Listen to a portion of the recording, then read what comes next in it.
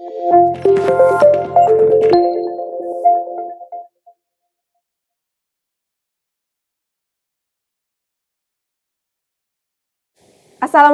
warahmatullahi wabarakatuh. Halo, selamat datang di kursus Facebook Marketing bersama saya, Bunsya. Saya merupakan salah satu trainer di Balai Training. Terima kasih telah memilih kursus ini. Semoga kursus ini membantu teman-teman untuk memulai dalam beriklan di media sosial, khususnya Facebook Marketing, atau yang lebih dikenal dengan nama FB.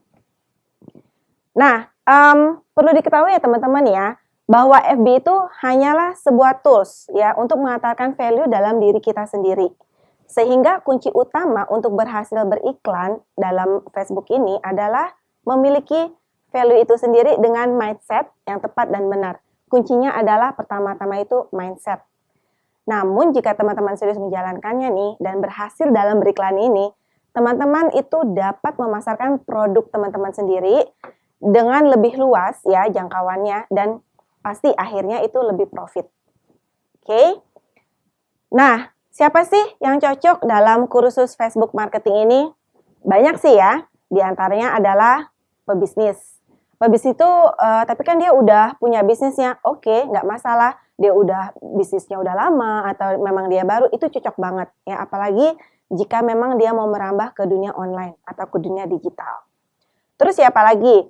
Pedagang.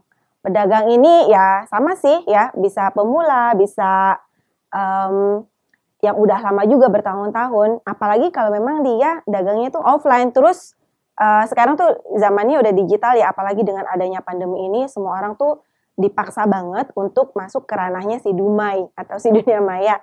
Dengan kata lain adalah dunia digital. Nah ini cocok banget. Tapi kan saya bakso doang gitu loh. Oh nggak apa-apa, itu bisa kok. Kita bisa jangkauannya kita persempit di sekitar area kita sendiri ya. Jadi jangan khawatir. Terus siapa lagi nih yang cocok? Reseller sama dropshipper. Nah ini 11-12. Biasanya kan reseller atau dropshipper itu nggak mau ribet ya punya produk ya atau bikin produk. Makanya dia ambil sama orang lain. Dan dia langsung jual lagi ke orang lain. Nah ini pemasarannya bisa sih offline. Misal ke tetangga, ke temen, ke saudara, tapi kan jangkauannya tuh ya segitu-gitu aja. Nah sekarang gimana supaya jualan dia tuh lebih banyak gitu loh, menjangkau yang lebih luas. Ya inilah pelajari FB marketing ini supaya lebih banyak yang beli gitu loh, selain lingkungan sekitar kita aja. Oke, kemudian IRT, ibu rumah tangga. Biasanya ini banyak sih nih emak-emak ya yang kepingin tuh, aduh saya pengen punya tambahan uang ya, atau enggak saya nggak mau terlalu ngandelin suami nih, atau juga ada mikir, iyalah buat bantu suami nih lumayan kan. Nah itu tuh ibu rumah tangga cocok juga tuh seperti itu.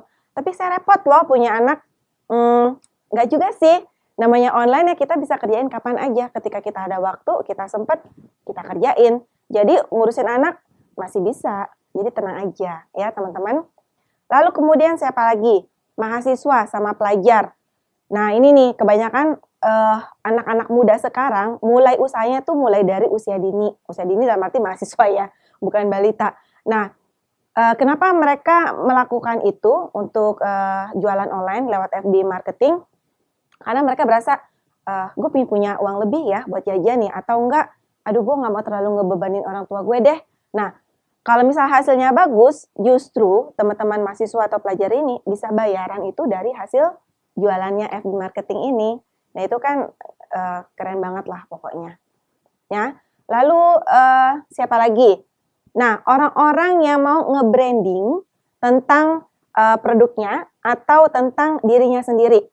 Kok kalau produk oke lah ya kita nge-branding ya, tapi kenapa kok orang ya kita sendiri ya? Oh iya, itu banyak loh. Siapa aja, mereka bisa artis, public figure, terus politician ya. Itu ya orang-orang yang seperti yang mau istilahnya kayak mau eksis lah. Dia mau dikenal sama seluruh masyarakat. Dengan cara apa? Ya dengan nge-branding diri sendiri. Tapi kan kita bisa yang gratisan aja cari, bisa. Tapi akan lebih efektif, lebih optimal, dan lebih meluas jangkauannya. Mungkin ya, katakanlah gue mau nih seluruh Indonesia kenal gue nih. Bisa kita pakai FB marketing ya, jangan khawatir. Nah, kemudian yang terakhir siapa? Nah, ini yang terakhir, semua orang yang mau mempunyai usaha sampingan. Artinya mau punya penghasilan tambahan. Siapa aja mereka? Banyak. Profesional. Siapa profesional? Dokter, misalkan ya. Terus ya bisa jadi pilot, guru, dosen. Tapi kan pilot gajinya udah gede gitu loh. Nggak apa-apa kalau memang dia mau punya usaha lain, ya nggak. Apalagi sekarang kan lagi pandemi banyak yang dirumahkan ya. Jadi mau nggak mau mereka akhirnya banyak juga yang jualan online. Dan siapa lagi? Karyawan. Karyawan yang butuh uang sampingan, bisa jadi memang dia untuk mengisi waktu atau memang dia ya kalau bilang kurang gitu ya, kurang misal jadi yang ini kebutuhan ini belum menutupi, jadi dia ambil usaha sampingan dengan melalui digital marketing. Itu bisa banget ya. Jadi siapapun, semua orang yang mau belajar Facebook marketing dan mau menghasilkan ya. Tapi jangan lupa teman-teman, intinya kalau teman-teman belajar Facebook marketing ini harus praktek. Karena kalau nggak praktek, ya sama juga bohong sih. Oke, sip. Kita lanjut. Kemudian apa sih agenda pembelajaran kita untuk Facebook marketing ini? Ya, kita ada 10 agenda pembelajaran ya teman-teman ya. Yang pertama itu adalah pengenalan Facebook marketing. Nah, ini akan saya sampaikan dalam video kali ini ya. Kemudian yang kedua kita ada hal-hal non-teknis. Kita akan mempelajari semua yang berkaitan dengan non-teknis. Kenapa harus sih? Oh iya harus. Sebelum kita ke teknis, kita harus yang non-teknis ya. Itu penting banget kenapa nanti ada di video berikutnya. Oke, kemudian hal-hal teknis. Nah ini benar-benar teknikal yang kita harus hands on ya. Kita harus benar-benar latihan gitu loh. Mau pakai handphone bisa, mau pakai laptop bisa. Judulnya latihan atau praktek. Kemudian kita ada yang namanya Facebook organik. Nah ini yang kalau teman-teman mikir, aduh Facebook itu kan kayaknya kita mesti ngeluarin duit deh. Oh enggak, tenang aja. Kita punya yang Facebook organik. Organik artinya tidak berbayar ya. Bukan, banyak orang, saya pernah ngomong sama teman, ya pakai yang organik aja. Hah? Jualan sayur gitu? No. Maksudnya gratisan, nggak berbayar. Oke?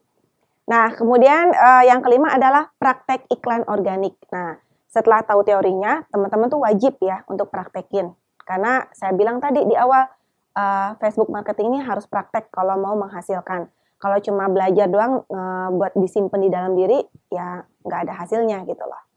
Oke, next nomor 6 adalah kita akan membahas tentang Facebook berbayar. Ya, ini lebih dikenal dengan namanya FB Ads.